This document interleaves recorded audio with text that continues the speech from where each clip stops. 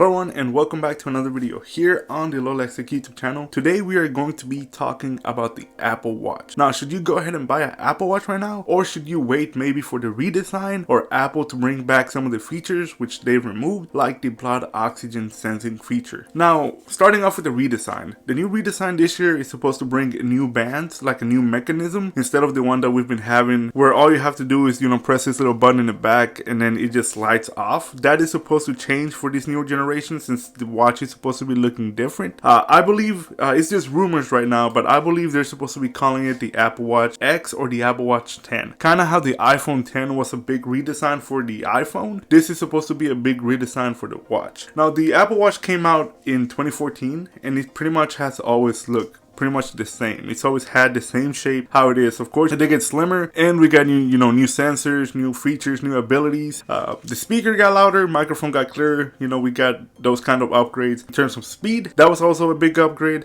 And like I mentioned, we got sensors like the ECG and the blood oxygen, which unfortunately Apple disabled in the new generation of Apple Watches, the Apple Watch Series 9 and the Apple Watch Ultra 2. On those watches, you can no longer access the blood oxygen sensor unless you bought it before it was banned, or well, before they banned the import of those watches, is what I'm hearing. I cannot test it out since I don't have a watch, a Series 9 nor a Ultra 2. I know a friend of mine, he recently purchased a Apple Watch Ultra 2 and he did get the error message that the app is no longer supported. Now, if you have an older generation like I do, I have the Apple Watch Series 7, we are still able to get the blood oxygen sensing feature on this watch, as I will show here. So we open it and we have the blood oxygen sensing app. Now, for this app to work, you gotta make sure that the watch band is the watch has to be pretty tight around your wrist.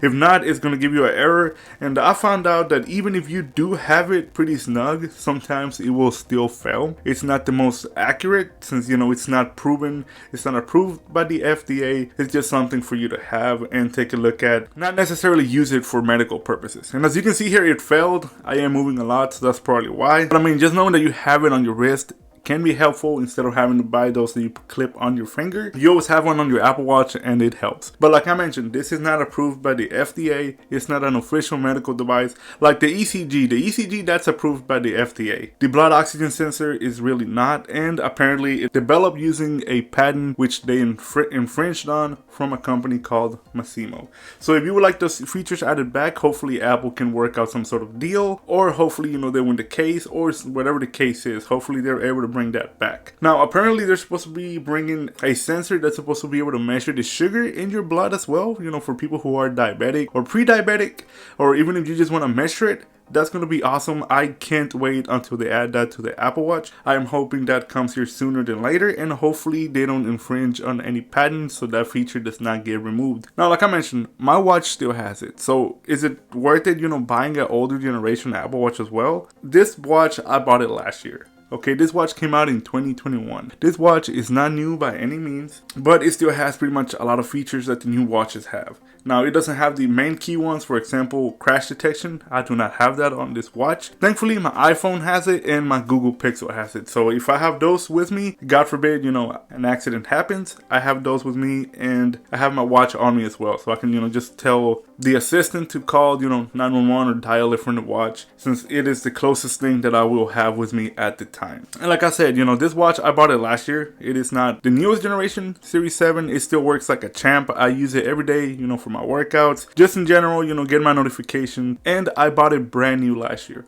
What I recommend doing, going to your local retailer, let's say that being, Walmart, Best Buy, stuff like that. See if they have older new inventory, because this was brand new. Like, here's the box for it. As you can see, it was brand new, still in the box, and they just hadn't sold it yet. So they sold it to me for a discount. It wasn't super crazy cheap, but I was able to get a good discount on it. So if you want to get a good discount on a brand new Apple Watch, that being an older generation, I would totally 100% recommend going to your retailer and see if they have an older stock available. Now, this watch did not show up anywhere online. it did not show that they had this Apple Watch in stock in the app. I had to go up to the counter and ask, hey, do y'all have, any Apple Watches in stock? She checked and she was able to find this one, a Series 7 from 2021 in 2023. So yeah, no, that's pretty cool. And also, if, you might go on eBay, find a good deal on a used one on eBay. I know people sell this like crazy. People just buy brand new ones. They forget about the old ones. They'll sit in a drawer before they realize, hey, I have an old Apple Watch. Let me go ahead and sell it. And yeah, that is my take on it.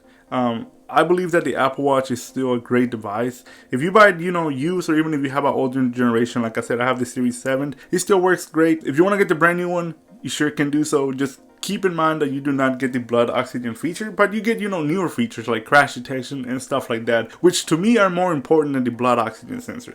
Look, I'll test it one more time and we'll see if it fails. Like I said, it's not the most reliable sensor. As you can see here, we'll go ahead and I'll try not to move. And it might just be the way that I have it on my wrist. And it tells you right there, what you might be doing wrong. So I try not to move. It's pretty sensitive. And unsuccessful. So it says blood oxygen levels could not be measured. This can be because your band is too loose or too tight, your watch being too low on your wrist, or other factors. So it is pretty sensitive as far as how you're supposed to have the band. So that feature, I rarely use it. To be honest, sometimes I forget. Even the ECG feature, as someone who is not a medical professional, I cannot read what it says. It's just lines to me. But it tells you that you don't have any condition that the watch is able to recognize. But a medical professional is able to recognize what the all the information that it gives you means. As a regular person, I do not know how to read it. I only know what Apple tells me once the test is done, as you can see here.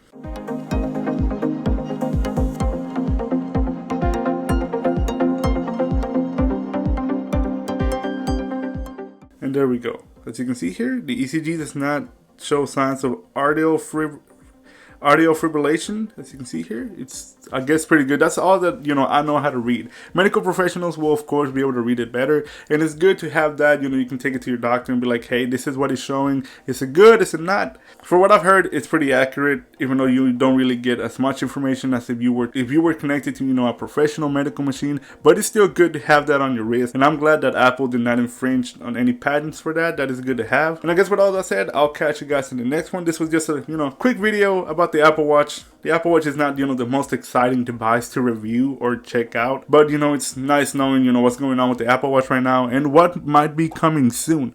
I'm really excited for the redesign. That one I will be picking it up if I don't pick up an Apple Watch Ultra before that. But yeah, if the new one comes out, we'll for sure have to check it out. And with that said, I'll catch you guys on the next one. Peace.